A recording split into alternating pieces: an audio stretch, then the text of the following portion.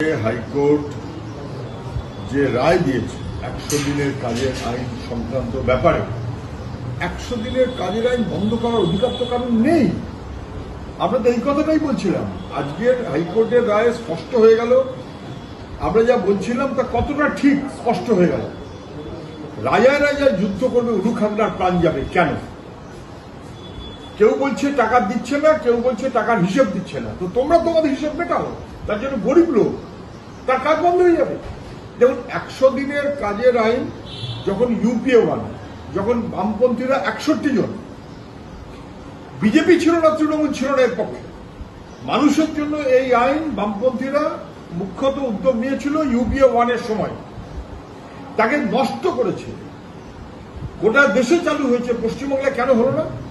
রাজ্য সরকার লুট করবে, দিল্লি সরকার সে লুটের তদন্ত করছে বলে তদন্ত করবে না, টাকাটা আটকে দেবে। আমরা বারবার বলেছিলাম যে সমস্ত নাটকবাজি বন্ধ করে, যদি তাই হয় রাজ্য সরকার কেন কোর্টে যাচ্ছে না?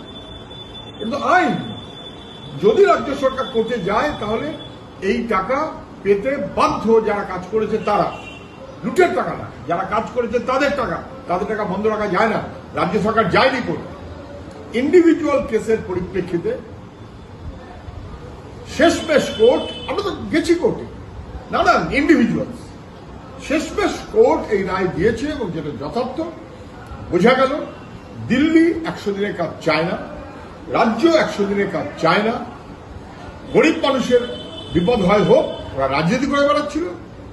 সরকারকে আজকে কোর্ট স্পষ্ট বলেছে কাজ হতে হবে, প্রকল্প বন্ধ রাখা যায় না। অভিযোগ থাকলে তদন্ত একবার কেন 10 বার হবে। কেন্দ্রীয় সরকার তদন্ত করুক, কিন্তু টাকা বন্ধ রাখতে পারে না। রাজ্য সরকার টাকাটা কাজে লাগাক, কিন্তু টাকাটা লুজ করতে পারবে না।